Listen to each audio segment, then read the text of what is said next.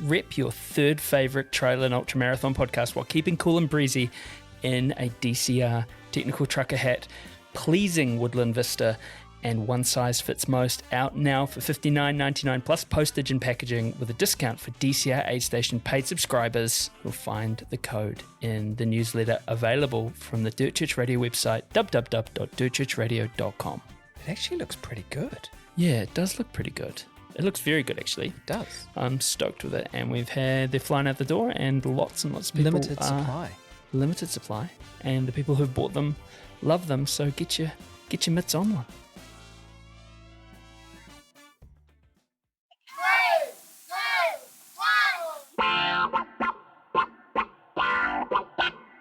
And they're off.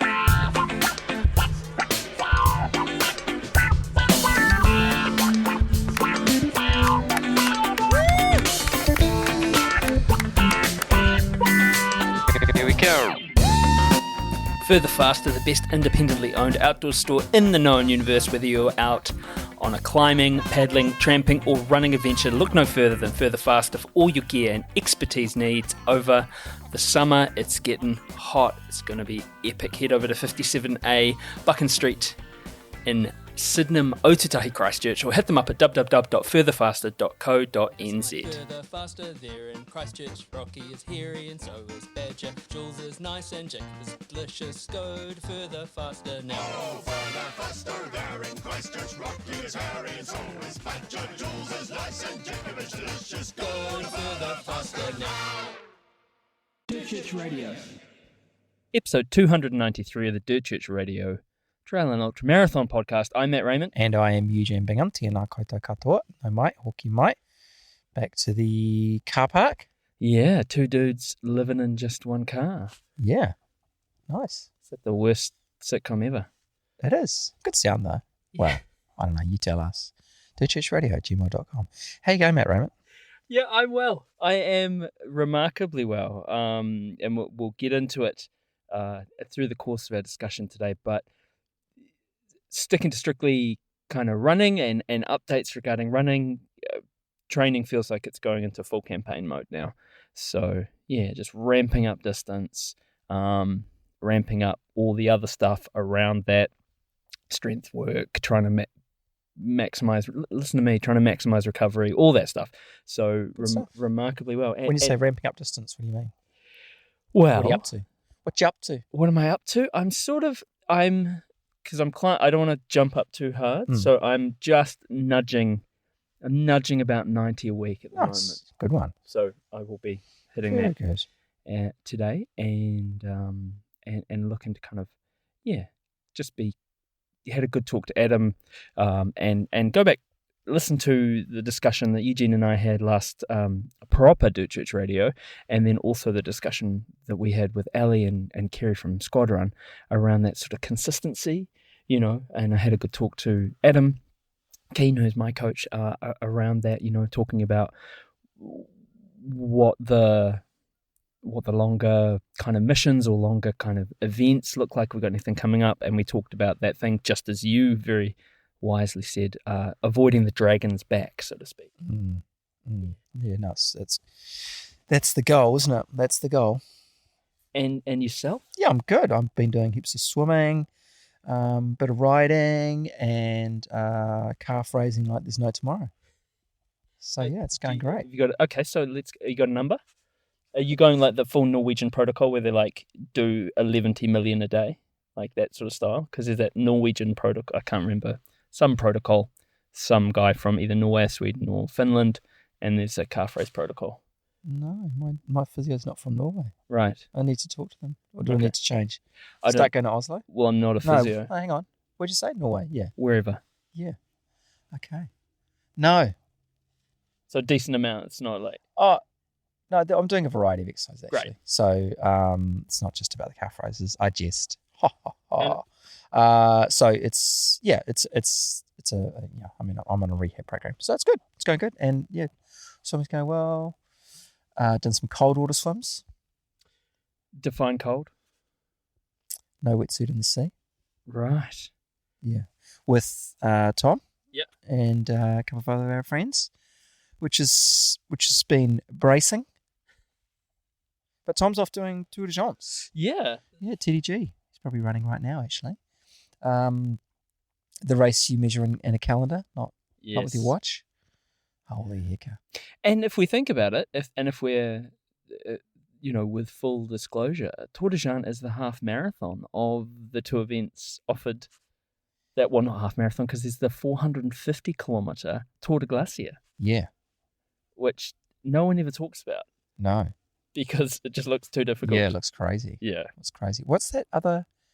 There's another event associated with UTMB that's a 3-person event. Yes, I can't remember the acronym. But this is the thing, isn't it? There's these long standing. It's interesting. There's always something longer. It's always something longer. There is. How was the Firies Climb? What did you get up to on your holidays, Matt? Well, to quote Dave Stewart, it was unseasonably warm in Katoomba, and we took all of our cold weather gear and used none of our cold weather gear. So, loved being part of the Firies Climb. I didn't understand the history of it, the amount of money that they'd raised, and the Australia's such a bigger place. So talking to Matt Pridham, the organizer of the Firies Climb that sort of got put the kibosh on by COVID, it was a massive event, and it's got was that the OG? That was the OG stuff when they were climbing up towers and what they call their turnout gear. But big future in the new format, and there's it's going to be a bigger event next year. There's people from there's crews from Melbourne reaching out and everything, so it is looking like it's going to be bigger. And as of recording, they've raised $63,000 dues for a cure into MND, which is incredible. And also, if you go back and listen to the live show that we recorded, it's just the start of what's needed. And I heartily recommend that you go back and listen to that live show. It's so interesting that Professor Rowe talked about the fact that MND is sort of sold as a rare disorder, but then he went and sort of he dispelled those myths with some stats. And I've met 2 people in the last week randomly who have parents or parents of partners who have MND, and that's independently of the Firies. So it's not it's not as rare illness as it's made out to be. Being in the mountains outside of Ultra Trail Australia was really great too. I mean, I love that event, and it was awesome to meet the locals properly. You see faces and you see people, but actually getting to spend some time hanging out. There's some real characters. There was this guy, his name was Jock. He was 81 years old, and he did 20 laps of the further stairs, which is, that's a marathon. He was going to turn up and do some on one day and then go some on the next day and then go play golf, but he decided that he was going to get it all out of the way because he was dirty. And to quote Rob from Summit, he's got legs like Wolfie's ropes, which is nice. Just getting to be part of not be part of, but like that deep sort of running club culture that's existed. So that was really, really cool. Getting out, we got out on the Saturday after the event finished. We drove down into the Megalong Valley, Rebecca and I, and went out onto the 6-foot track. Famous. Famous 6-foot track. Not for very long because unfortunately Rebecca sprained her ankle, but being able to How is she? Sore, limpy. Yeah. But being able to visualize what people are talking about when they mention part of the UTA course that you kind of stuck on the event base, it was incredible. But yeah, I mean, it was fantastic. So when Dave says unseasonably warm, what was it? So it was in the 20s. Nice. Although with bluebird days, very, very cold wind coming through. Yeah. But very, very warm. And like we came back on the Friday night to run some laps and sort of, you got your arm warmers on. I'd taken them off by the 300-400 meters into the first descent and wrapped them around a cone because it was hot. Yeah. And wow. Yeah. And you did 11. Yeah. 11 ups and downs? 11 ups and downs. Cool. Yeah. It's interesting. I mean, the first time, I remember a feeling of utter terror the first time I went up the stairs with you and Devon, and just like, this is so hard and but it is absolutely, and it is very, very hard, but very, very fun. Much more fun than I thought it would be and felt much more achievable than I thought it would be. So And how was it having that many people on what is not, in places, a very wide track? No, it was okay. There was a couple of bottlenecks. Yes. But people either there was sort of an established etiquette in that if you were kind of having a good time and sort of like trudging up, you would stop for the people coming down. If both people on the climb were trying to do a hot lap or trying to do anything like that, then you would sort of nudge past mutually. So it was cool. There wasn't any sort of trail raru or anything. Nice. Very good. Yeah. Oh, that sounds excellent.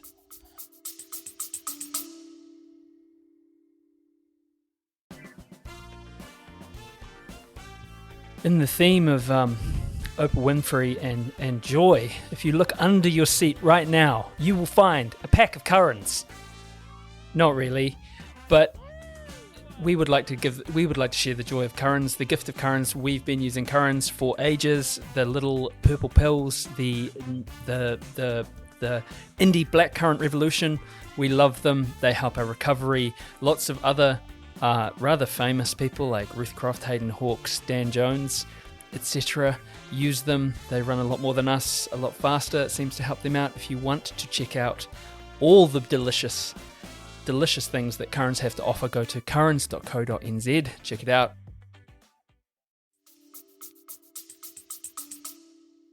Yeah, it was excellent. It was obviously would have loved to have had you there. Would have loved to have been there. And so cool. There we go. And you'll hear more about that yes, later. But look, should talk about Jenny Hurst. Yeah, well, she had her fundraiser, 60 for 60. And in fact, she was aiming to raise $4,000. And on the live show the show that we did with Ellie and Kerry, Ellie sort of threw it out there. Why isn't she up there? Go for 6,000. Or she smashed on through that. She's sitting on about 7.5. And it seemed like she had half of Auckland out there running with her yesterday. Yeah. There was a huge gang out on the trails with her. So Jenny Hurst, you're a wahine toa. You set the standard for so many people. You look after so many people. You're a weapon as well. And you've gone and blink and done the thing that you set out to do. Rā whānau ki a koe e hoa. And thank you for being you. Greatest run ever. Brought to you by Squad Run. Give their 4-week special coaching trial a go. You can find the link on the website, which is dirtchurchradio.com. This is part of the show where we ask you to write into us and give us your greatest run ever. It doesn't have to be a race or a mountain summit. It might just be a run around the block. Something that's sung to you for some reason. Send them in to us at dirtchurchradio@gmail.com. And this is from Sarah Bauer. She writes, sometimes it's the people who make a run extra special. Sometimes it's the environment or simply the feeling of pushing your limits. Luckily, in my case, it was all of these together. Back in March 2020, just before the COVID lockdown, the Ring of Fire race around Mount Ruapehu had been cancelled. Despite this, I decided to run parts of the course anyway, since I'd been so excited to do this race. Together with friends, I headed to Tongariro National Park to enjoy our last days of relative freedom. At the base of Mount Whangārei, I bumped into a random runner who I've since went on to breathtaking mountain adventures with. Both a bit nuts about volcanoes and mountain peaks. This was a good fit. This year, in July 2024, we planned to run up Mount Etna in Sicily. With a volume of about 350 cubic kilometres and an area of around 1,200 square kilometres, Etna is Europe's largest volcano and also the most active. Our plan was to head up the main crater at 3,340 metres. We were aware of the volcano's activity and occasional eruptions, but what were the chances of anything significant happening when we were in the area? Turns out, high. Shortly before our departure, we checked again. Spoiler. Yeah, spoiler alert. Lava and ash were spewing just 2 days before our arrival in Catania. At times, even the airport was closed. We were excited, but we knew we had to adjust our plans. Initially, we drove our car to about 2,000 metres altitude, which was manageable despite the recent volcanic activity. When we arrived, apart from a gas cloud, the mountain had gone quiet again. We set up camp to spend the night on the volcano. Then, at 2 a.m, it happened. Looking at the main crater, we saw lava fountains shooting hundreds of metres into the air. It was an unbelievable sight. We quickly packed up to get closer to the spectacle. Just on a side note, Etna is a relatively, and this is in quotes, friendly volcano, as its eruptions, whilst impressive, are somewhat predictable due to its continuous activity and very close monitoring. We were aware of the risks and prepared with a mask, helmet, and other safety gear. The beauty of this experience was yet overwhelming. With a mix of fascination, awe, and caution, we eventually climbed to 2,850 metres and couldn't take our eyes off the scene. We had the whole world to ourselves, with the night sky glowing red from leaping lava and firebombs, transitioning to a quieter, vivid glow by morning. We opted for a bit more safety and distance by then, settling comfortably with a 2-day-old croissant on a cool lava rock to have breakfast. Still in disbelief about what we'd witnessed, still watching the ash plume that was rising about 4K into the air, we could hear the mountain rumbling while looking down at the city of Catania, and that was slowly waking up. So much had happened in the last 3 to 4 hours when everyone seemed to be fast asleep. Our minds were rushing like speed trains. We were so grateful to share this experience that had somehow started on New Zealand's Central Plateau volcanoes a few years ago.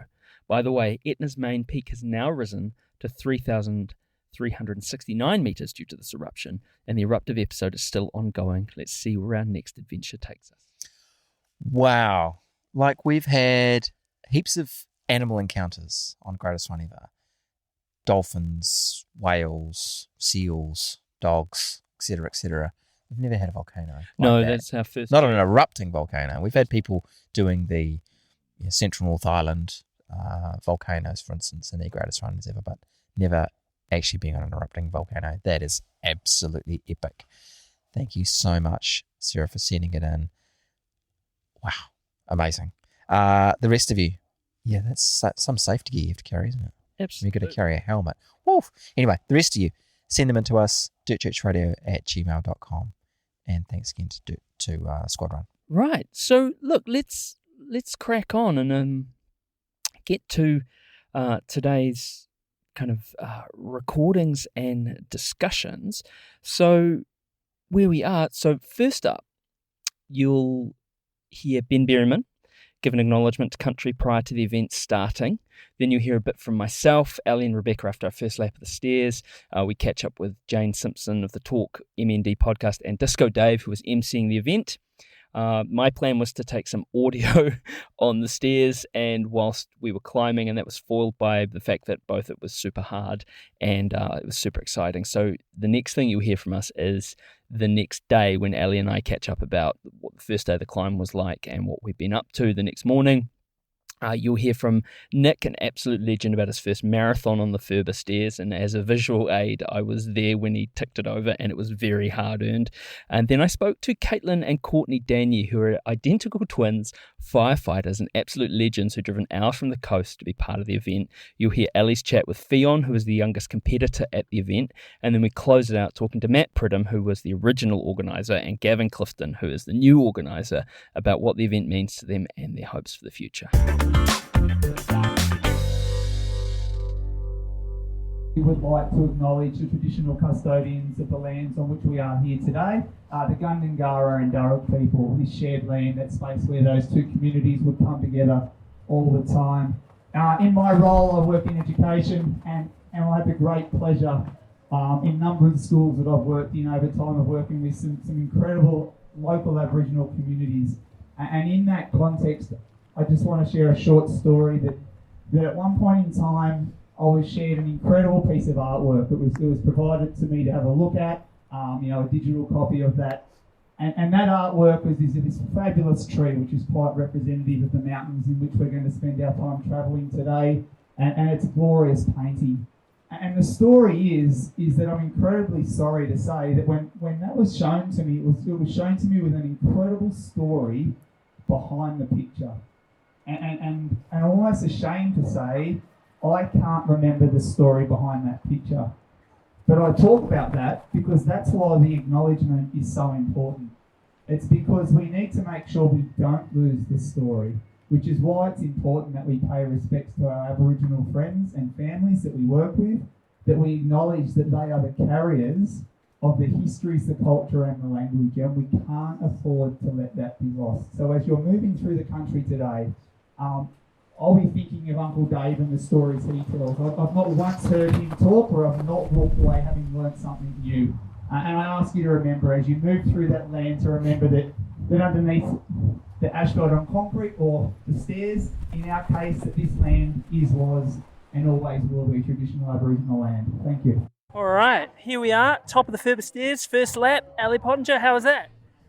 Good, although I just looked at my average pace for the down and back up. What do you reckon it was, Matt? I don't know. Who knows? 15 minutes, 15 seconds per K. Well, I was glued to you, so yeah, that would be it. Rebecca, how was that? It was. I think I've nailed my one loop in 24 hours. Woo!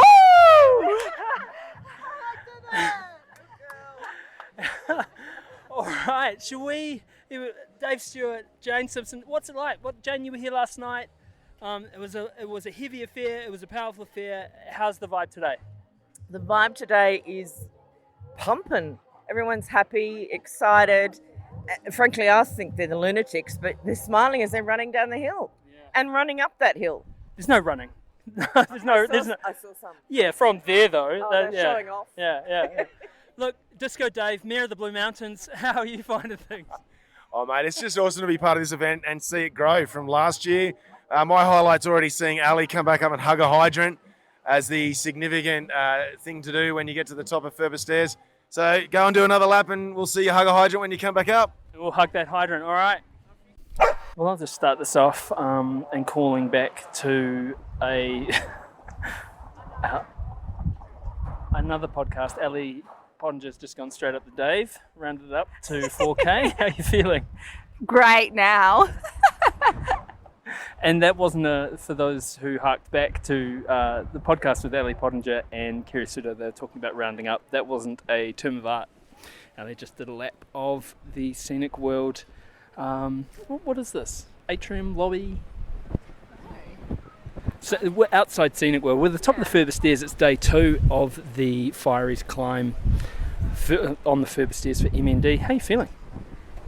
Invigorated and grateful, actually. Like, I've just done another rep of Furba, and I was following these teenagers with little teal caps on that have MND, and we were going behind Professor Dominic Rowe, and I said, how do you guys know Dominic? And they said, Mum's got MND, and that just got me, Yeah. Yeah, it's that thing, isn't it? It's putting it into... It puts it into stark relief. We're like, we're running up and down stairs, and we're doing all this, but there are people here with an illness that's dead set, more than likely going to end their life, despite the work that Dominic Rowe and his team's doing. But incredible, isn't it, that there's people been going right through the night. I was just up on the stairs with a lad who's just ticked over 42k, first time he's ever done a marathon ever, longest run ever, and he did it. And it clicked over on one of the metal ladders on the Furba, and he was screaming his head off. It was epic. What a disgusting first marathon. Everything else will feel much easier, surely, in comparison. That's what I said. He started at 6 o'clock last night and he just went through. So, yeah, I mean, you got any more in you today? I don't know. We'll see. I mean, there's the kids climb. I think we'll see how we go for time. I don't know if I've got any time left before it finishes, but what do you think, Matt? I'm at that point where I'm like, I'll say yes to anything. So I'm super happy. I've enjoyed every single step of this. And last night, we have to talk about the great Spidergate of 2024. That was quite the thing, wasn't it? Yeah. So I'm climbing down the stairs, almost at the bottom, and I see this guy, and he's like, "Oh, you've been away?" And I was like, "Yeah, I went away and had a shower and had some dinner." And then the ladies behind him were like, "Oh, shower." And then they were like, watch out, Ali, there's lots of funnel webs on the stairs, so just be careful. And I thought, are they just winding me up because I've just told them I've had a shower, and they're really annoyed? And then I went a bit further, and then I saw Paul Whangārei, and he said, Ali, just be careful. There's quite a number of funnel webs on the stairs, and they seem pretty, dopey at the moment, but just be careful. And I thought they're just winding the Kiwis up. They've got together and they're just gonna give us a bit of grief. And then I take another step and I just see this big spider smack bang on the step in front of me. And then the whole way up, there was about 7 of them. And I actually got a PR up further stairs, which, thanks, spiders. Tara gave you wings. And for those who don't understand, much like I didn't understand, funnel web if 0 is not very poisonous and 10 is super could kill a wombat with one bite, funnel web is at about a 12. Yeah. I understand. Yeah, Australia's most deadly spider. Yep. And you got to think that's a tightly contested field, eh? Yeah, yeah. We were just jumping over them, I mean, I ripped down. I was like, because Rebecca was with us, and she was like, hard no. Actually, no, I'm not going to do that. I care not for funnel webs. So I turned around, came back up. I ripped down to the bottom. I was like, we'll see how we go, and then came back up, and I was like, there's a couple of little guys kicking around. And then Dave and I did another lap, and it's the same thing. Then Dave and I did the last lap together, and coming back up, I was like, Dave, look at that spider. And he was like, crikey. Maybe his, his atavistic Steve Irwin came out of him. And, but yeah, big funnel webs on the stairs. So, and it's that thing, isn't it? As a Kiwi, you go like, oh, there's a spider. Okay, it's quite a big spider. It doesn't I don't have that inbred survival instinct. Do you see a funnel web, you burn your house down, No, yeah, I'm the same, Matt, but now I'm a bit like, actually maybe I should be a bit careful around them because they're pretty serious. Absolutely right. We should kick on because there's a fair cool group of people here, so we should catch up with some of these legends that have been on the further stairs all night and see what we get up to. So, who am I talking to? What's your name? My name's Nick. And where are you from? Wentworth Falls. So right. Local. Okay, yeah. Cool. We're staying in Wentworth Falls. It's nice. Pretty rad. It is lovely. Everyone at some point in their running career runs the furthest they've ever run, or they knock off a goal, be it a 10k, 5k, marathon, whatever. You, sir, have done something pretty special today. Do you want to share what you've done? I ran a marathon. How many times? Ever marathon. And tell me where you ran that marathon. On Furber Stairs at Scenic World in Katoomba. Starting at 6 o'clock last night. Yes. Yeah, started at 6 o'clock last night, and I've just ticked over to 42.39 kilometres at whatever time it is now. I don't know because I haven't slept. Yeah, I don't know either. I've paused my watch too. I had the pleasure of being just behind you on one of the ladders when you ticked over. What was that feeling like?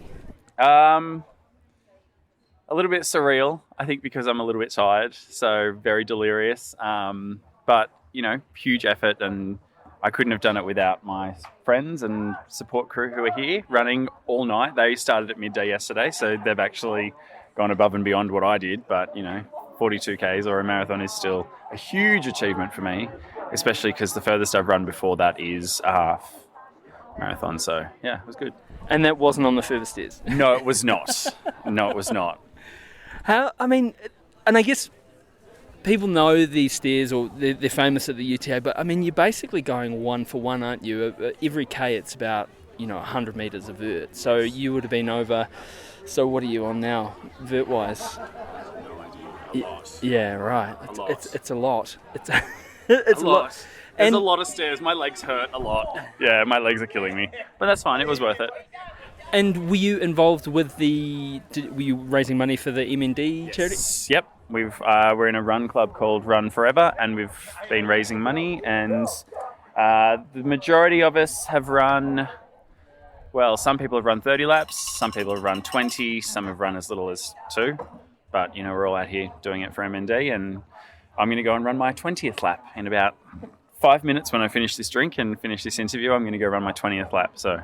Excellent. Well done, man. It's been such a pleasure, and it was really cool to be out there with you when you ticked over your marathon. Thanks. Thank you. All right, I'm here with Courtney and Caitlin. And what brings you to the Blue Mountains? We got the MND stair climb, fundraiser event. We come out to these events as much as we can to raise that awareness and funds for motor neuron disease. And you work, you're firefighters? Yes, we are. Yep. And sisters? Twins. Yep. Identical. It's really hard. We've been like, are they twins? Are they identical? It sort of plays a trick on you, hey? And we don't want to assume, but yeah, you do look identical. Yeah. Sorry. With our red eyes. And, Why do you have red eyes? How long have you been going for? 24 hours. 24 hours. Yeah. And how was that? It was tougher than I thought, actually. Yeah. It was an experience. We've never done anything like this before, and we thought, why not do it with each other? And we both managed to keep each other in the fight to, push When through. she hit her low, I was at my high, and then when I was at my high, she was at her low. So, yeah, we kept going, which is good. How many laps did you knock out? We ended up doing 20. Wow. We would have probably 20. been satisfied with 19, but we got, my mum and dad here who was like, nah, you're doing the 20. It sounds better. Peer pressure. Oh, a lot of peer pressure. I was going to cry, but I was done 2 laps before that. But I'm stoked to hit 20 laps. But there's been a lot of local guys here going up and down most of the night too, who was hitting pretty high numbers too. So they kept us very inspired. Very impressed. Yeah, the Blue there's something about the Blue Mountains. It attracts a certain type of person who lives here, and there's some. I mean, you would have seen people coming down multiple stairs at the same time. Like just the rate of knots is incredible. Yeah, just jogging past us and then lapping us, and I mean we're from the coast. There's no mountains there, so yeah, it's a different backyard to ours, and we wouldn't normally do this type of training. So you can tell that they have done this before numerous times, but it's sort of inspired us to maybe come out here again and give it another go. So twins, I mean, who did you join the fire service at the same time, or did one go in first, or what was that? Courtney was in the recruitment just before me, but we actually graduated within the same year. But Courtney, Like 6 months apart, I think it was. Yeah, I let her know about it now. Senior man. Courtney outranks me, unfortunately.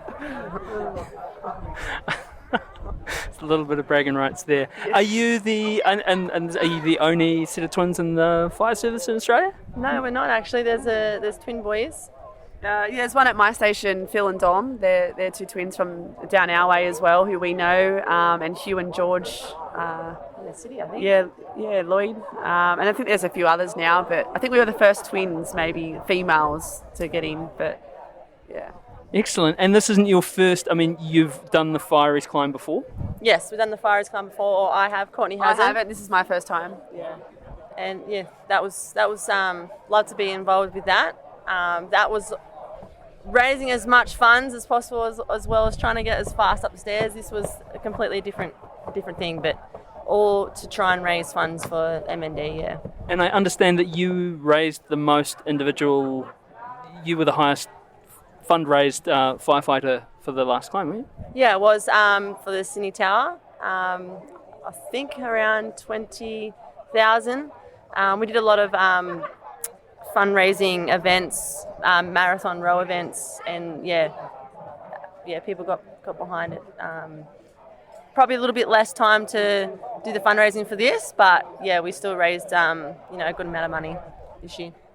Incredible. And I understand as well, I know you've been up all night, you're just smashing a beer, which is the exactly appropriate thing to do after such a marathon effort. You have a personal connection to MND. What's that? My father-in-law had motor neuron disease, and he passed away a few years back, and he fought for many years with this horrible disease, and it's not nice. It's something that we witnessed in Courtney firsthand, and we don't want anyone to go through any of that. And so we just want to contribute to Dom at Macquarie University to find a cure. That's what we want. We don't want anyone to be living with this disease at all.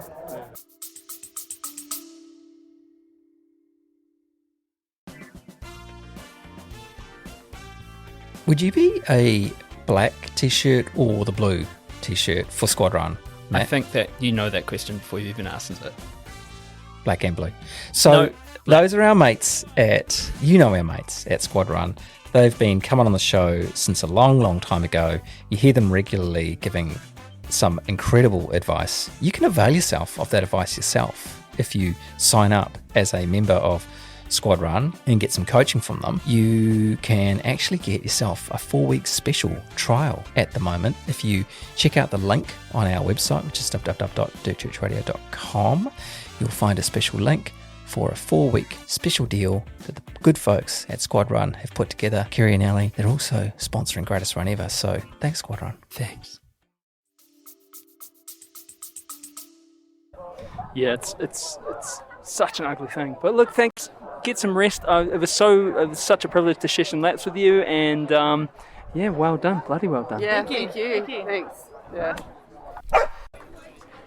All right, so who have I got here today? I'm Fionn. What? And you are? I'm Ali. And I hear that you've done an amazing job today of not just today, of fundraising for MND. What made you want to do that? Well, my great-grandfather died of motor neuron disease, so I kind of wanted to do this in his honour, and also it's just a fun way to exercise and see people. Yeah. You're an absolute champion. And tell me, how much did you raise for MND and how did you do it? I raised $1,075. I just asked everyone who I knew, because I knew they'd be happy to donate because it's such a good cause. Cool. And so you raised $1,000. And how old are you? I am 9 turning 10.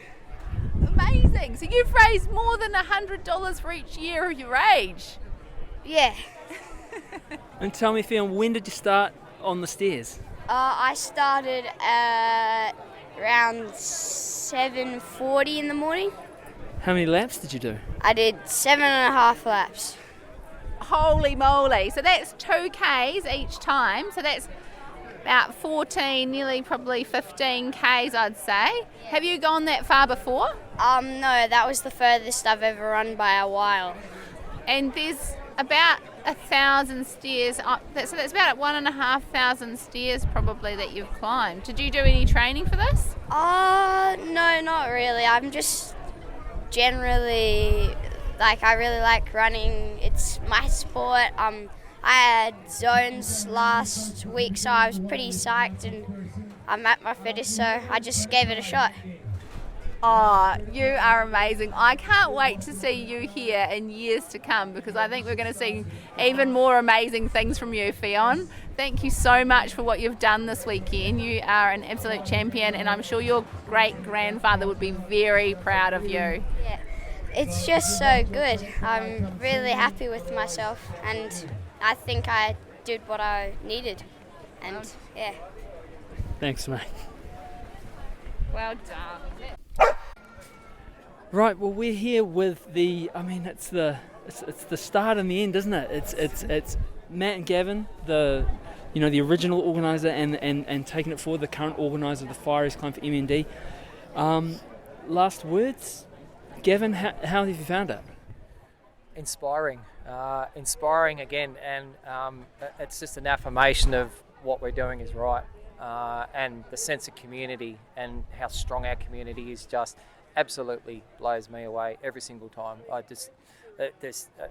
can't put it into words how good it is, Matt. It's just unreal. I have just felt the whole weekend that this event has just got such a beautiful vibe about it. There's so many really awesome people that I've met, and I really feel as though we're at that point of inflection where from here it'll just explode and just become like a destination event that people want to be part of, that just raises enormous amounts of money for a good cause. And I really feel like we're right at that point now. I'm so proud of it. I'm really, really proud to see it take on new direction and be under someone that's so authentic and so genuine, because that has so much impact on what people want to give to it in their energy and their money and all of that stuff. So I'm so stoked. I'm genuinely so stoked. I'm so proud of you, Gav. Thank you, bro. Oh, I don't even know where to go with that. It's exactly that, both of those things. And coming from Firies, who already do so much for our communities, I feel like we should be giving to you guys. But the fact that everyone's coming together to raise funds for people doing it really tough is just so heartening. It's been really great spending time with you both and everybody else here. Can I say something to you two? thank you two for coming across to the ditch, from the ditch over to our side. So good to have you here. Can I book you again for next year? Is that okay? I'm going to say it on the podcast. I was thinking, I'd do this for 24 hours. Absolutely. And it doesn't feel... No, I heard it, and it doesn't feel... It feels like a massive challenge, but it doesn't... Like, it's something that I would give my... I could spend 24 hours doing that. See you next year, I'll bring up that builder mate of mine. Yeah, all right. Let's. I don't feel like I'd have nightmares. And we were already talking, Rebecca and I, about we won't show up alone.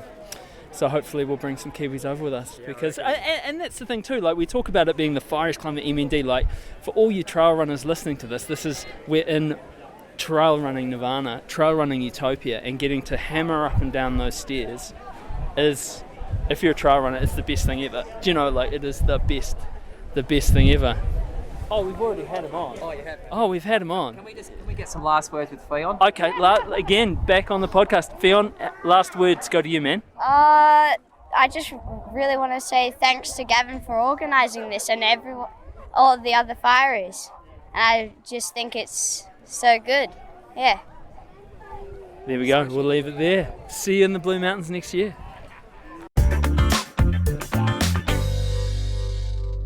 Great stuff. Okay, on with our second chat, the one I missed out on because they had babysitting issues. Not duties, sorry, they had babysitting issues. But yeah, tell us about that one, Matt. Well, look, there's more bloody firefighters in this episode that you can shake a stick at. I had the pleasure of sitting down at home with Helen Waterworth and Chris Newsome from his and hers endurance events kits when they swung through on their way from Whangarei to the Great Naseby water race. Love these people. They're inspiring, down-to-earth legends who have devoted most of their adult life to serving their community as members of the New Zealand Fire Service. And now they're serving the trail running community with their business, which is essentially to act as your running event concierges. And also, as if that's not punishing enough, they've decided to become event directors, not only with King's Backyard, where the record for most laps on New Zealand soil was broken this year, and with the Whangarei 512 Challenge. Add to that, they're no slouches at endurance events themselves, with Chris having won the River Run Backyard in its inaugural year, and Helen just back from a PB of 32 laps at Clint Eastwood in Australia. And, there's also quite a bit of Antarctic chat in this podcast if you're interested. So, let's crack on and let this conversation speak for itself. I'm here with Helen and Chris from his and hers endurance events kits. How are you both? We're good. Thanks, Matt. Good to be here. Yeah, good, man. Yeah, it's really good to be here. Long drive from Whangarei? It can be, north of Whangarei, Brenderwins, traffic, Monday. Yeah, just good old Auckland traffic, eh? Come down, hit the old motorway and come to a grinding halt, eh? It's, not really my cup of tea. I get frustrated sitting through a set of lights back home. I guess that's the thing, isn't it? And we have had a massive crash on the motorway, so it's closed. But I understand you guys have got a mighty journey ahead of you. You're off down to Queenstown. Naseby. Yeah. Yeah, tomorrow. But unlike past, and we'll get to that, but like in the past when you've been here, you've had a massive trailer on the back, but you're not doing that now. Nah, we tried that for a while, and the novelty wore off pretty quick, bro. So we bought another trailer, and we've got it down the South Island now in Cromwell. So yeah, we'll just fly out of here tomorrow to Queenstown and pick it up and head on up to Naseby. Yeah. Now, what would you be bringing such a massive trailer for? What are you taking to Naseby? Let's get to the nub. You came up with a genius idea, right? So yeah, it's been a year now, and people are probably sick of hearing our voices. We've got kits for runners that go for longer than generally 8 hours, 12 hours, and ideally 24. And it's catered to the travelling runners so that we can take, the logistics out of their event. So we turn up, we put up a gazebo, we put the chair, the table, the wall hanger, we set it up and we pack it down for people. And for Naseby, actually, I think we got 7 hires, which is our first time down there. And so, yeah, we'll bring the trailer and it's got all that good stuff in it and heating and lighting and, yeah. I mean, that's one of the main things, isn't it? Like you set off to do any kind of endurance event. The running of it, the training and the running, that's almost the easy part. Yeah. It's like how you set things up. I mean, what was the impetus behind this idea?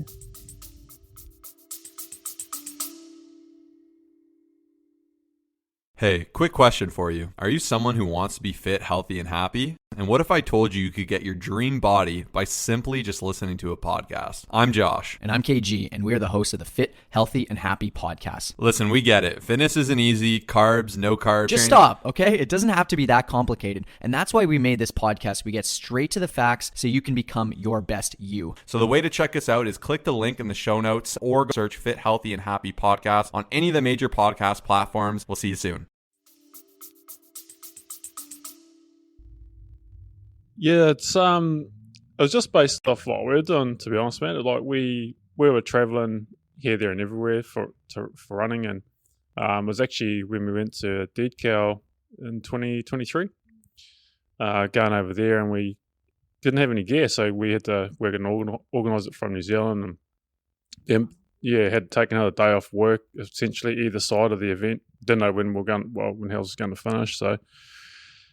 Yeah, and then we just came back, and then we'd come off being at God Zone, and we had to do the same down there at the bottom of the South Island. We travelled from Whangarei and had to organise gear, and we picked it up pretty much Christchurch through to Queenstown, and just got monotonous. Like it just was. It's a good word. Yeah.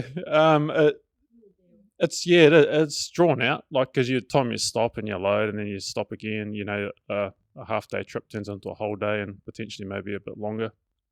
And then, and it's a bit of an effort, like, to go and set it all up and pick all that stuff up before your event. And so, we just came back and we're sitting in a tent at Crazies last year, and we floated this idea past local lad Sean Collins and Chris McDonald, and they told a couple of other people about 2 o'clock in the morning. We were sitting there after we'd finished the backyard, and here we are now. Yeah, a year after, and it's where the kit started. It was born and bred. And to your knowledge, and I almost don't want to. It's like you blow up your favorite spot. You like your favorite trailer, your favorite beach break, or your favorite whatever. I mean, to my knowledge, are you guys one of the only companies, certainly the only company in Australasia that's offering this?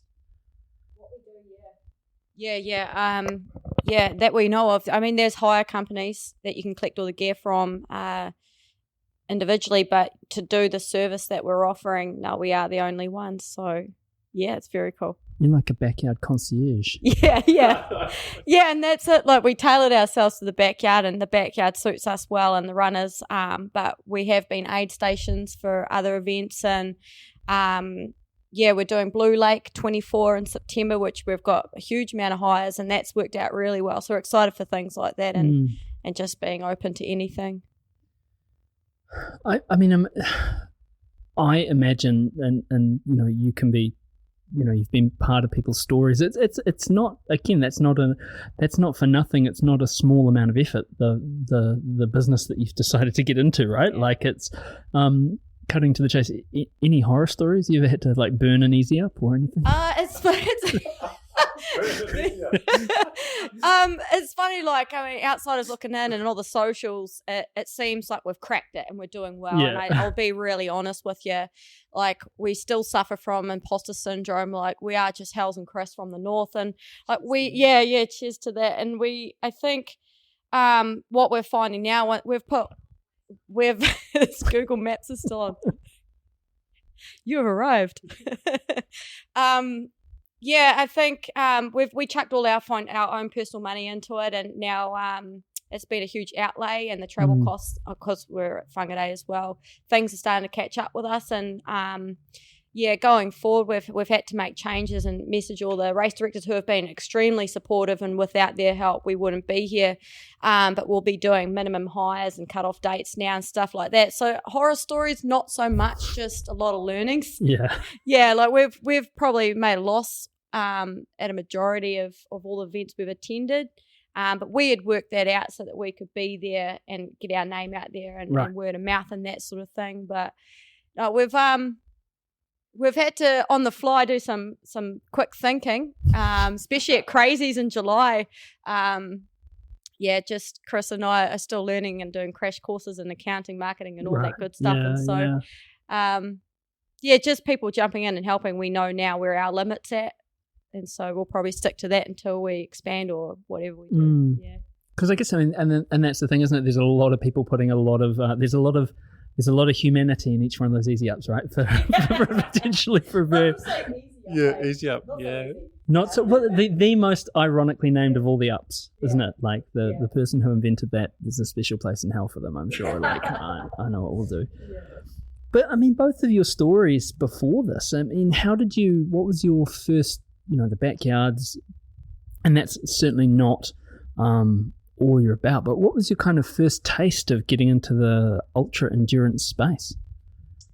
Well, shout out to Adam Keane from Aerobic Edge. I was lucky enough actually to go through a Revenant stint where I met Steve, Tripp, Chris Taylor and the likes of Adam and came on with Aerobic Edge, and it just so happened that they were all part of that backyard scene with Sean Collins when he brought it to New Zealand, I think 2019, and the thought process was come try Riverhead, and so that's actually where I met you and you helped me after my 20 hours. I'll let you explain that one, but that was my first taste, and then after that you're hooked. Because it's affordable, it's the cheapest way to get into an endurance event. The community, you're seeing the same run. I mean, we could talk about this till the cows come home, and we have. My mum crewed me, which was super special, and just finding that limit and then wanting to find that limit every time is pushing your boundaries. So that was my introduction, and then Chris. Yeah, my introduction to it was.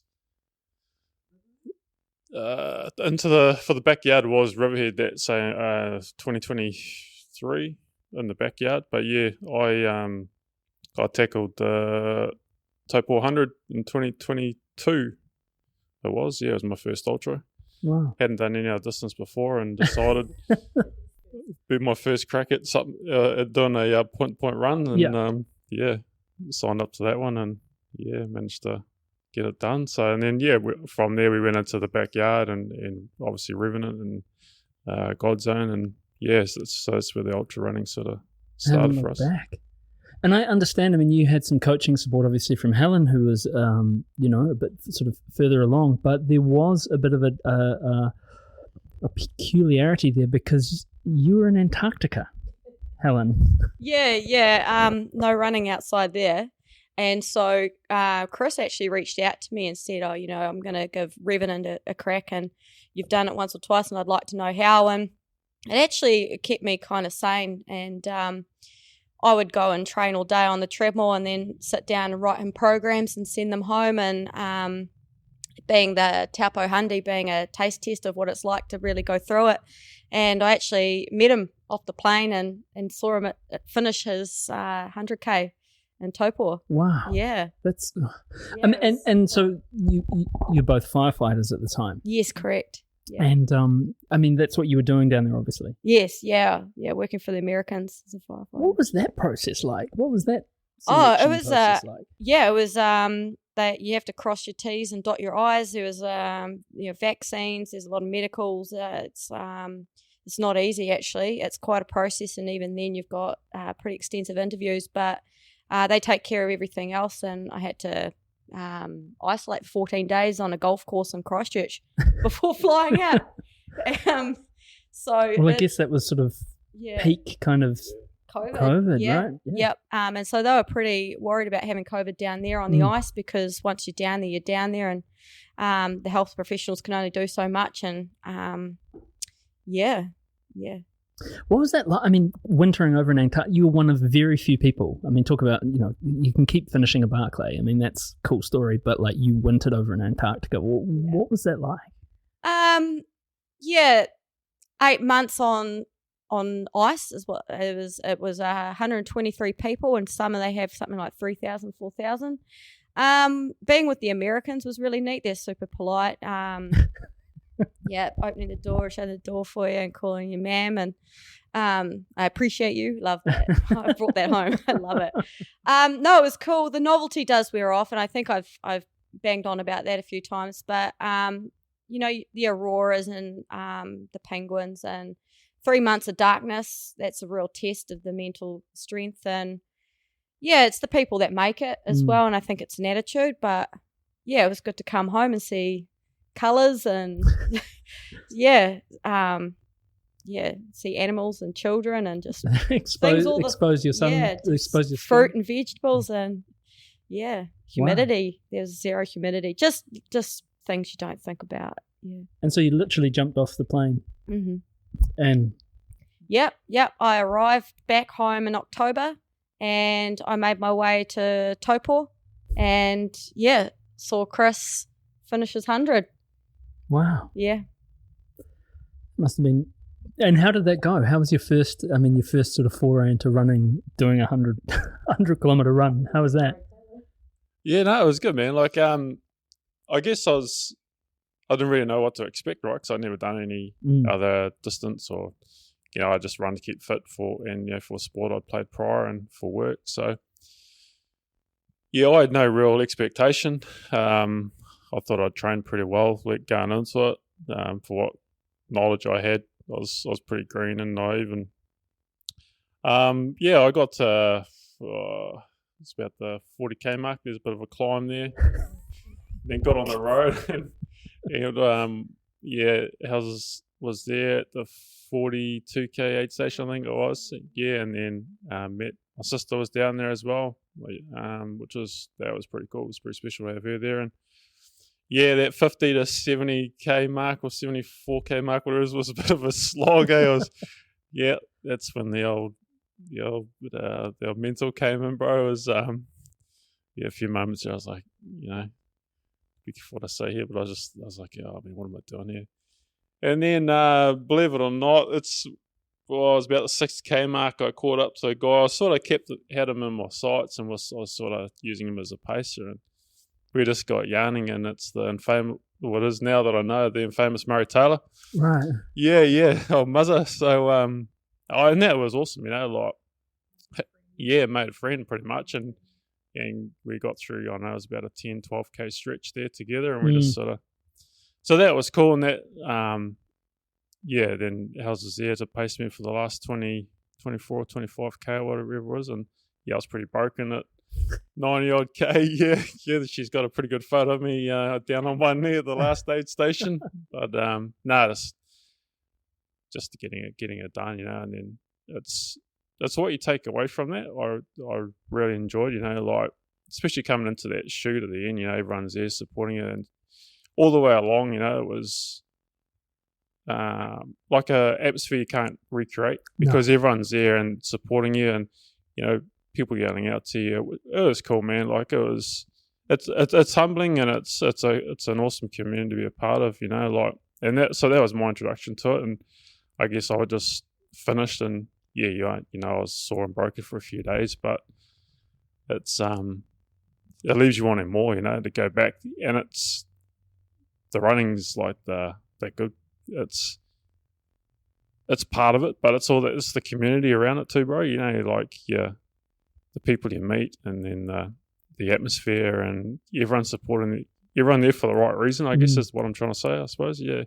So that's what I love about it, and then you just get the bug and you just want to do it again and again and again.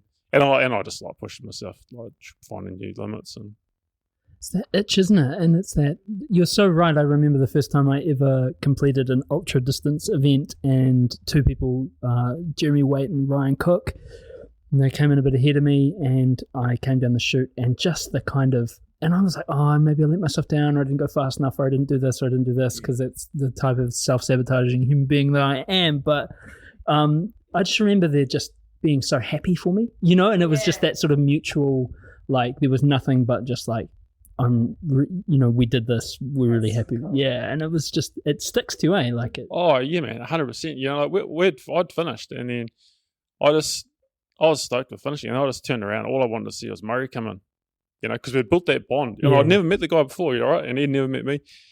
And I just stood there. We stood at the end of the shoot, and I was just like, I want to stay here until he finishes. I want to go and see him, and, you know. So, you know, and that's what it's about, you know. Isn't it funny? We've all been in different sort of fields, but we've all been in fields where you form quite tight bonds with people, and they're very intimate bonds, and they're born out of like basically it's you a struggle, and it's actually you depending on that person for your life at times. And isn't it incredible how you can? I've never found that anywhere else apart from running.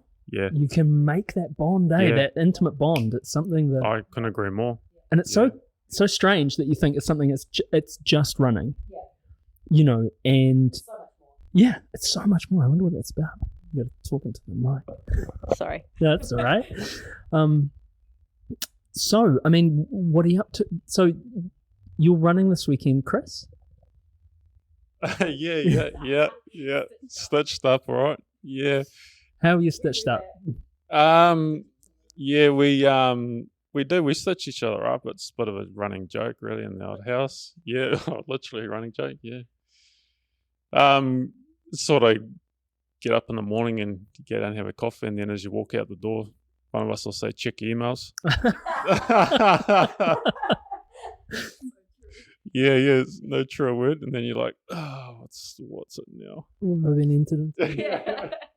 Yeah, so Hal's had signed up for Naseby. She'd signed up for the 200 miler originally, and things changed, and then I said, "Oh yeah, I'll come down and run with you to do the 100 miler." Mm-hmm. And then things changed again, and now I'm running it solo, and she's going to crew me. So start on Friday. Yeah, Friday morning, and go for a bit of a stroll and try and get a few Ks under the belt. I mean, it looks like it. I've not been down there. Eugene went down last year. He was entered in the 100 and in the 100 mile, and his hip gave way, and so he knocked the 100K out. And I know Harry, a close friend of ours, has been down. He's done the 100 mile, and he's down there for the 100K. It's a really special event, hey? Like it's unique. Yeah, unique. Yeah. And we've heard some awesome things about it, you know, we just want to be there. And it's the same. It comes back to the running's like the side part of it, you know, like to be there, the 200 miles, they start Wednesday morning. Yeah, just be there, see them, and just be involved in it and the community around it. And Jill, the organiser, has been amazing for us, for our business. And so, just go down there and be a part of it and support it. And, we've got some really close friends that are going to be there. Just hang out with them again. And, I'll go for a run, and Hels will try to stay warm. Yeah.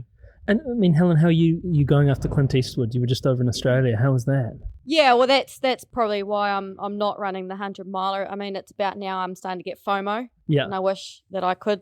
But the coach, Scotty B, might say something otherwise. So no, the 32 hours at Clint Eastwood was awesome. Like, I was super stoked with that, and recovered well. But yeah, I can't back that up with a Naseby effort. But yeah, being there, support crew's just as important and just as enjoyable. Yeah. 32 hours. That's a long time. It's quite some time. Yeah. Yeah.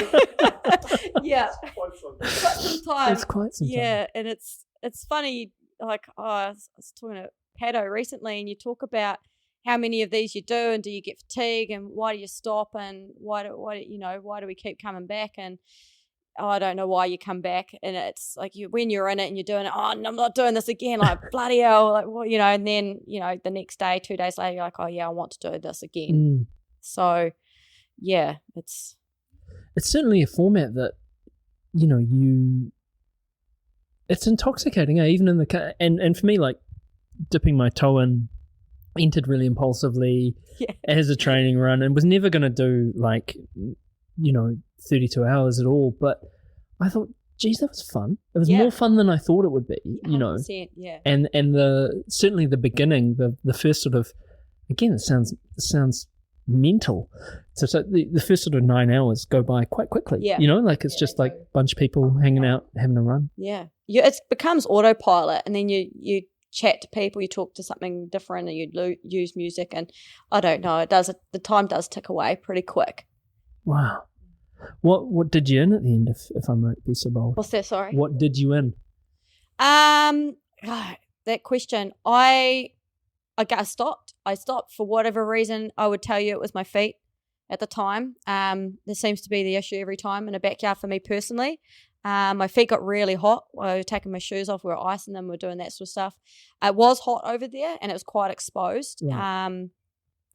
I think mentally it gets to a point where you're finding that boundary, and you've really got to find another level and find your why to carry on. Right. And it happens for me in a split moment where I'm like, I'm done. Yeah. And it's really hard to get back, and I haven't figured that one out. Right. So, but I mean, 32. What's the?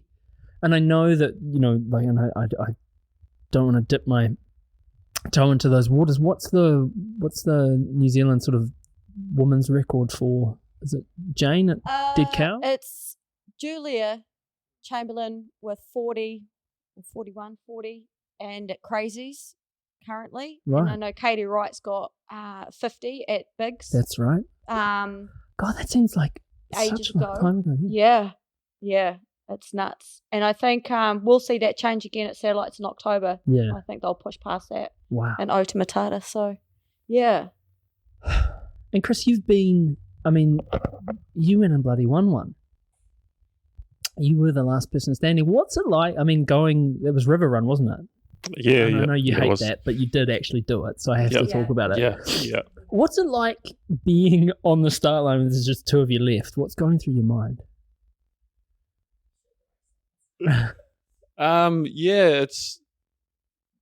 We talked about this, and we'll talk to that question, but is that imposter syndrome since then?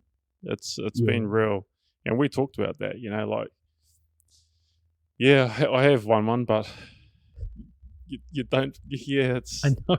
It's hard. It's hard to I don't know. It's hard to explain. I was just the last one standing. That's how I view it.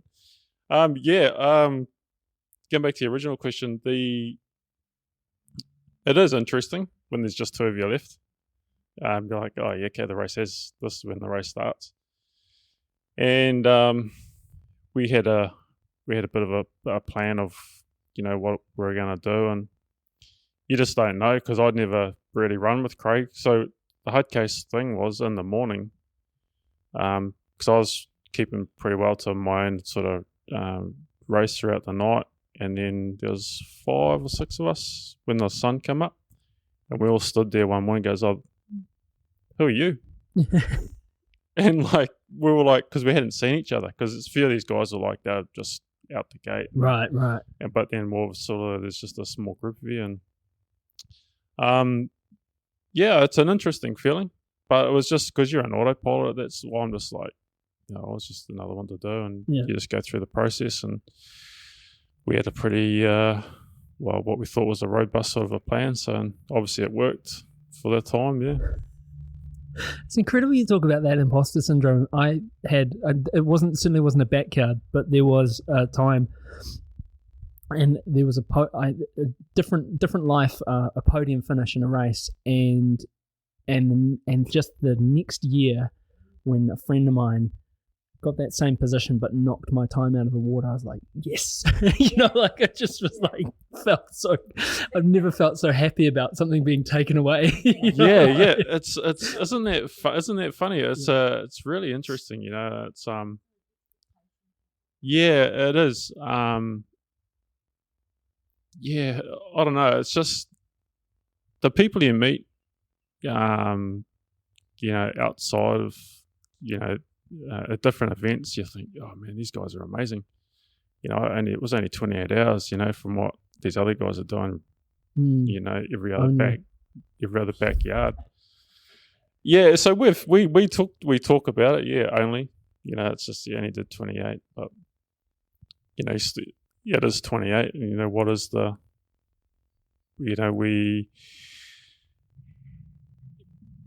everyone's got their own why, and that for us, well, for me, is definitely important. Having a, when it does get tough, you got to ask yourself tough questions. Go, why are we still going? Why am I still going?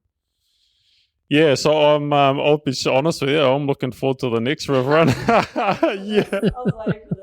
Yeah, so they'll check your emails thing comes up, and so it's like event tennis, isn't it? Just watch for the return of service. She signed me up again, but she's going to win it. She wants to come take the rock off me, so I'm stoked about that. Actually. Yeah. That's that. I mean, God, it's. Do you think it has something to do with, and I don't say this in sort of a flattering term, do you think this has something to do with being a firefighter? Or both of you, that's you no longer do it, but that was your kind of, that's what you did. I mean, it's a profession like any of these kind of things. It's one based in sort of it's humbleness is sort of beaten into you, really, isn't it? Like you take pride in what you do, but you're not going to stick your head up, and you just. Yeah, I think it's definitely a Kiwi thing as well. Yeah. Like definitely as a firefighter, you have to kind of keep your head screwed on and get on with the task at hand. And I do think it's a Kiwi thing though. We don't, and we're quite quick to, if somebody puts himself out there or, I've done well, and they're, we're, what a cocky bastard, Yeah. So it's an interesting situation because you might be super stoked with your effort, but you can't really blow your own horn sometimes. Yeah. And on the other side of that, you don't want somebody else to blow your horn because you don't want to be seen as being put up on a pedestal when you don't believe you should be put there. Yeah. And then there's the people that, are outside looking in going, oh, he's going to win that race because he's, they're going to go 40 hours, and they put that on you, and now all of a sudden you got that pressure. Yeah. So there's, I think, a few things that come into that definitely within the sport. But once you sign up to these things, it is competitive, isn't it? Whether you like it or not. Yeah. I think we could learn a bit from the Australians in this regard. You see them at Tarawera, and they're always the one like, and I've said it before, like if you were doing the 50, you were doing the miler, and I was doing the 100K, Chris would say, I'm only doing the 50. I'd say, yeah, no, I'm only doing the 100. And you'd say, well, I'm doing the miler, but I'm really bad at it. Yeah. Whereas like, the Aussies like run the 11K, they've got their medal on in town, they're stoked, they've gone home, had a shower, put the medal back on, going out for dinner. And there's actually something really cool about that. Like, it is. Oh, yeah. Yeah, maybe not, and no offense to our North American brethren and sistren, but maybe not to that level, but like, you're going to find that, we could all be more like the Aussies, eh? Yeah, it's cool to celebrate it though, but, and Hels is right, like we don't, I guess, celebrate success, and it is, you got to take those moments, but I guess it's, why are you doing it? If you're doing it for yourself, or you're doing it for others, or you're doing it for validation, I don't know. Like, and that's on the individuals, I think. But it's no mean feat, like you say, what you just said there about the 50, the 100. I'm only doing this, or I'm only doing that. When Hal said this to me one day after an event, she's like, "When did we start saying sorry for doing 70 odd Ks?" Mm-hmm. Oh, look, sorry, I haven't done 70 today. Absolutely. When did that become a thing? Yeah. So you got to be, it's not your average person goes out and runs 70K. No. And turning up, signing up to these events, and the training that goes into it, the sacrifice that, your supporters do. And so, definitely celebrate it. But I guess, those that know me, I'm not on their social media, so I sit in the back corner. I'm just happy doing my own thing, Like a week ago, Hels said to me, I just didn't want to show this what I'm going to, and someone's put me down with a Naseby time, and I'm like, oh yeah, no, let's not jinx it. And we can jinx it, and I'm like, he's put you in to win it. Oh mate, and I'm like, who is this geezer? Oh yeah, like I'm not on the old social media, and I'm like, man, this guy does. I didn't even know this guy, and where's he come up with the time, and why does he think I'm gonna win it? Like I'm just going down there for a run, man. Like, gee, and that's the. You could totally take him too, Bradley, for listening. You don't notice, mate. Oh, I'm not. Yeah, it's that. So people put in, and I think we are bad for it in New Zealand. And this is only my personal opinion from the outside looking in. Others put expectations on you, and that affects people's performance. Absolutely. Yeah, people get wound up, or they get in a bit of a tiz about it. Because someone else is going, oh, this person here should do well, or so. Yeah, I'm just privileged enough to be able to go and do that distance. Like done the training, and some people can't. So I'm just. It's an opportunity, and I can get to go and run and hang out with some cool people, and what comes out the end of it, I'm happy to get it completed. That's the way I see it. Yeah, personally. Yeah, I'm not there to try and set any records, man. I'll tell you that right now. Well, I'm rooting for you, man, and not content. And this is the wonderful thing I think about you two as well, because there is that notion of service to the sport, right? Like, so you are providing a service, but you are serving the athletes, and you are athletes yourself, and then you only go and bloody become race directors. And as someone who's done that too, I mean, whatever possessed you to do that? Because yeah, well, you don't know what you don't know, eh, Maddie? You don't know what you don't know. And it's like they say, be careful what you wish for, because you might just get it. Well, shit, have we got it? Far out. And it's funny how much we wanted it, and we, we've talked on other podcasts, and we bang on about these things, but it wasn't easy. As you think a 6.7, and it's not easy, and then it's everything else that comes with it. We were lucky enough with where we found ours in the end, just down the road from where we live, that all the holes in the Swiss cheese lined up. And so, yeah, we have the backyard in Northland now. And King's backyard, how that's good, it. eh? Yeah, King's birthday weekend. I think it's 31st of May next year. So it's going to be King's birthday every year after that. So, yeah. What's it like standing? I mean, I know what it's like standing on the other side of the tape at a marathon, half marathon, ultra marathon. What's it like standing on this? And I do know what it's like at a backyard, but not as an organizer. What's that like? Well, we decided it goes like this, and you can't see me because I got the microphone. But it goes: running's the easiest thing, then support crew, and then organising and running your own event is the hardest thing. And like the Collins will tell you, and Chris McDonald and Alexa will tell you, we didn't expect it to go to 52 hours or Monday lunchtime. And so Chris and I we built this connection with the runners and didn't want to miss them coming in. And so we didn't sleep. Wow. And we didn't make a plan really, and we should have, and we've learned a lot from it. But yeah, being on that other side and wanting to be involved and be there for every individual. Lots of learnings. 52 hours for a first one, that's amazing, right? Like that's, and that's the thing, isn't it? It's not like you say, it goes into that whole thing around, and getting the record. That's amazing on New Zealand soil. That's amazing, but it does kind of it ranks an A. Like someone came to your race, and that was the field, and it was deep. 52 hours, first one after that. I mean, relapse. That was incredible. And, Sean had the first woman finisher at a backyard in the world, and that was amazing. But that was 30 hours, just incredible how the progression. Yeah, it was, just touching on what Hel said, we did learn a lot, and it's cool to put on an event. It's epic, and people in the North have been asking for something. What's the sleeping giant in Northland? Yeah. Oh, it really is, man. Like it's, I always refer to it as the forgotten part of the country. I might be a little bit biased there, but it's, and there's some great athletes up there. So, we wanted to sort of bring something and give them something to try their hand at. So yeah, we're a little bit biased when we set the course. So obviously we run it multiple times ourselves, and we sort of thought it had potential for around that 40 to get people onto the satellite team that wanted to come. But yeah, we probably didn't foresee 52. It was epic.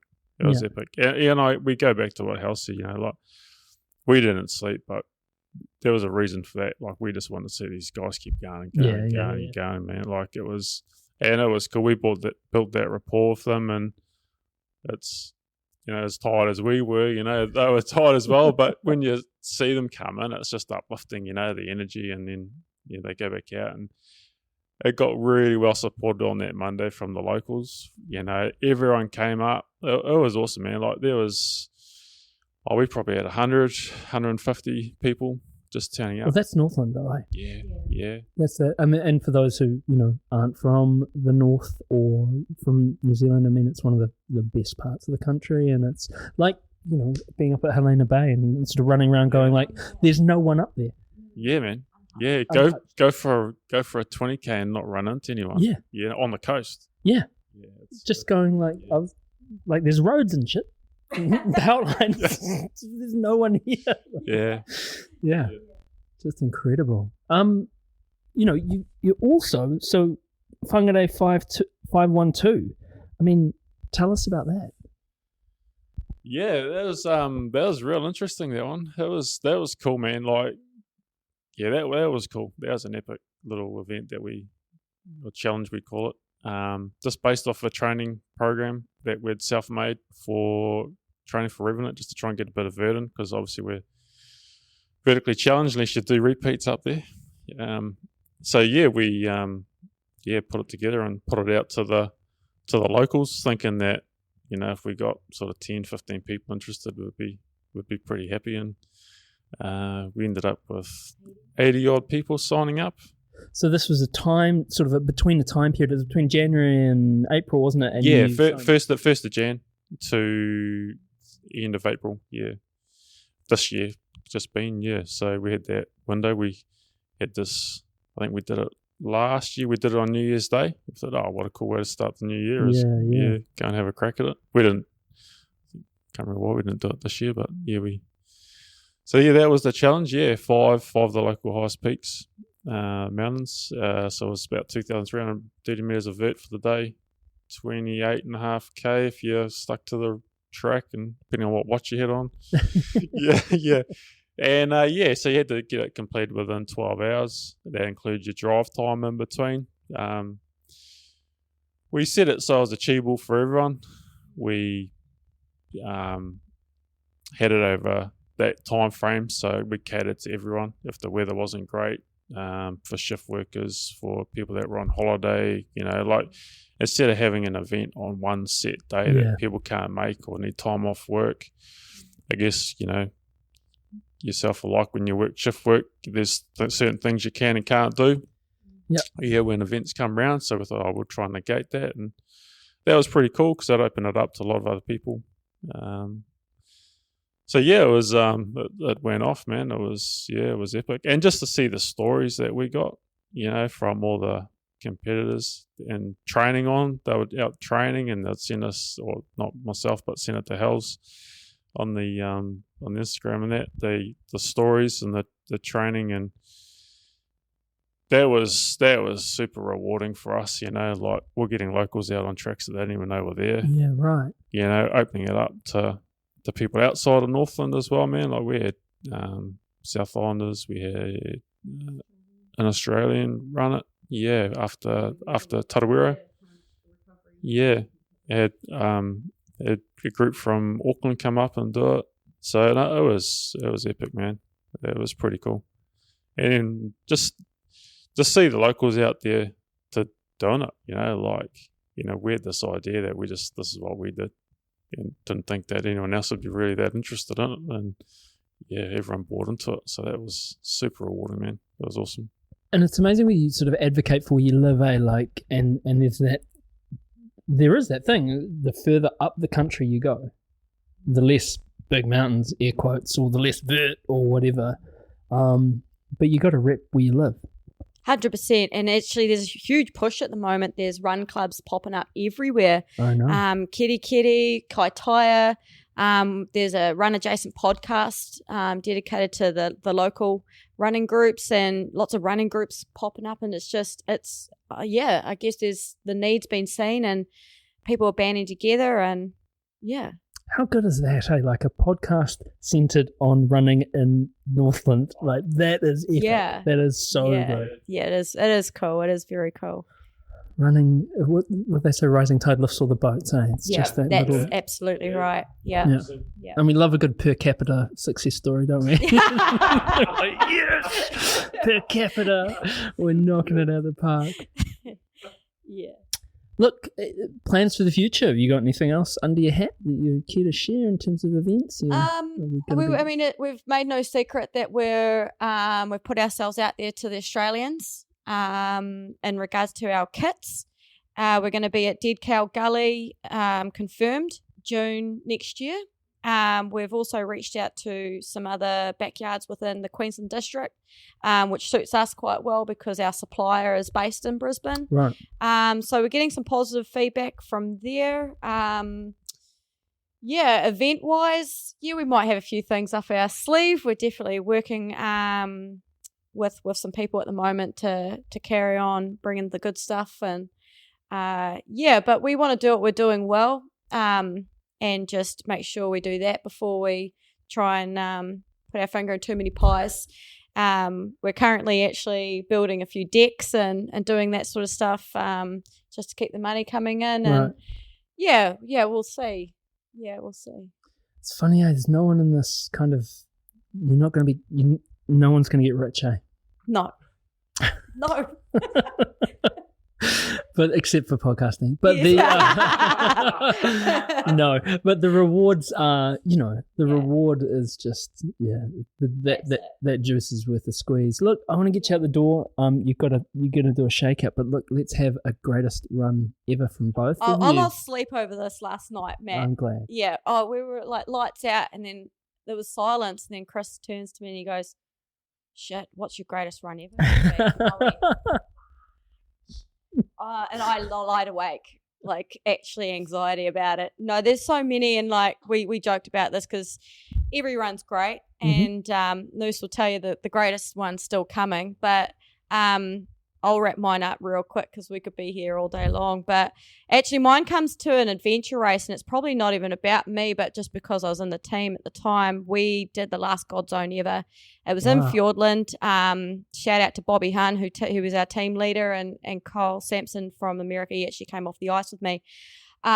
Chris here was our lead navigator, and we're 3-4 days deep into, a 7-8 day adventure race, and it was, a kilometre and an hour sort of travel, and we'd all kind of hunkered into this deep, deep bush, and there was a congregation of other teams, and there were two things happening here. We were all collecting water from the creek, and we were exhausted. None of the times were matching up with distances. We'd all run out of water. We were hungry. We were tired. We'd been up for, maybe 15 minutes sleep over 3 days, and we're battered. We're bashed. You'd lean on a tree, the whole tree would fall over. It's the sort of terrain you're in. And there's one group that were quite confident, made up of maybe 3 or 4 teams. And it's competitive at this point, and everyone's still in the race. And there were 2 decisions to make, and they were going to take this route. And Chris says to the team, and there's a bunch of Australians in their 50s, welcome to Fiordland. They had a rude awakening. But Chris said, hey, look, I think we can go this way. Yeah. And it seemed like a shortcut. And we're all so tired. We're like, man, like the other team seemed pretty confident and they want to go this way. Should we all band together and go? And it was one of these moments where you either take the lead and you back your navigator and you go and follow him, even though the majority of people are turning the other way. Yeah. Anyway, we went, nah, Chris is confident. Like, we were looking over the maps, we made a decision, and it was hard. It was hard watching all these really motivated, look like they'd done this before sort of group of people, 12 to 16 people taken off down a different direction, and we start bushwhacking. Like, we start climbing hand over fist, falling, scraping, whatever you want to call it. You just leaves in your face. Everyone went dead quiet, and we're through the struggle climbing for a good hour and a half, like introducing ourselves to the Australians and having a good old laugh and not sure how this is going to turn out. Then we break the tree line. we break the tree line and it's sunny, it's quiet, the afternoon sun, and you're looking around at the most magnificent New Zealand terrain you'll ever see. You can actually see the finish line in the distance at Riverton. And we look back and you see the group of people, miles and miles, little ants on the horizon, way behind us. And it was just that feeling, because we hadn't had a lot of wins to that point. Right. And we just had cracked, and the elation from the Australians and us, it was just that feeling, you could never get it back. Wow. And no pressure for you, Chris, with Bobby Hunn being your team leader. Because he's had some experience navigating off-road, one would think. Yeah, it was. It was just that was a good time. Fantastic. And what about you? You got one? Or are you going to say no? The greatest run ever hasn't happened yet. It hasn't happened yet. No, that's up there. We I guess we did talk about this. Taupo was up there. You know, it's hard to put a picker run, I reckon. Yeah. But no, the one that probably sticks out for me is the one we did this year. Hels and I, we saw a weather window and went in, and we'd always wanted to do it. And it was to go and do all the dock huts in the Kawika forest. And yeah, we had a week, and we had a weather window there. We looked at it and we go, yeah, let's go and do it. So we just packed our packs and we went and fast packed it. And yeah, that was to get that done in 4.5 days, and to make the flight out was pretty special. Was you really when you've got a deadline to make and you got to be somewhere, you sort of push yourself and you get yourself up off the ground and keep going. So we managed to knock that off, and I'm not sure if it'd been done before. And so yeah, it was 4.5 days of Type 2 fun. Type 2 fun, yeah. It's funny what you do for fun, eh? Yeah, you go bash yourself around. It's up there. We had everything through us. We had the heat, it was cold, we had the wind, we had sleet, we had whiteout. Wow. It was a pretty special moment to get down to that hut and see a helicopter about an hour later turn up, and he was probably more excited to see us. We got out, and all he wanted to know was, how'd you guys get on? Did you do it? It's like, yeah. So no, that was probably to date is one of my greatest runs. Yeah. Well, fast packing. Yeah. I mean, it's wow. What an adventure. Look, thank you both. It's such a privilege to have you here. And travel well and go well at Naseby, Chris. No pressure. We'll hopefully see you again real soon.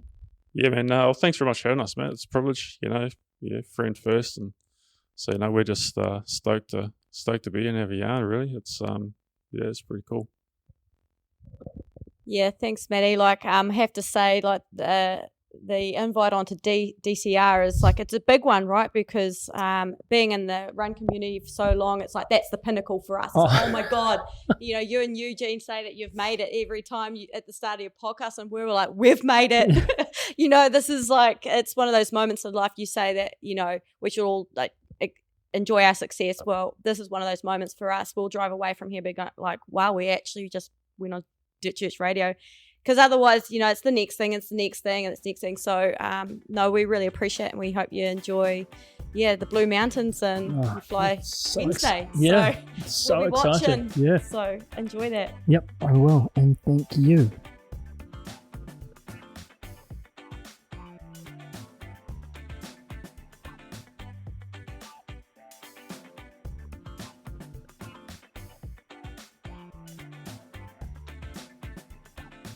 There we go.